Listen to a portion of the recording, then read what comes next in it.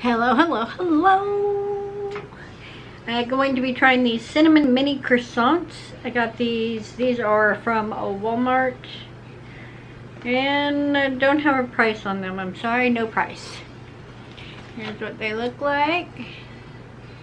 Nice looking little croissants.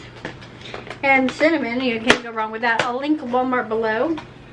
If you have ever gotten these before, let me know what you thought of them. I can tell you right now, the cinnamon smell is really nice. Hits you right off the bat. Bam!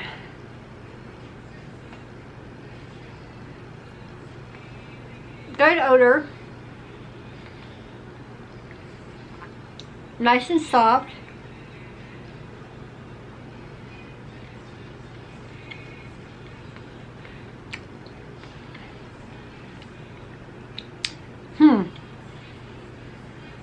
Yeah, the croissants aren't overly buttery.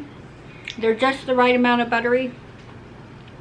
The cinnamon is really prevalent. It's very forward and delicious in flavor.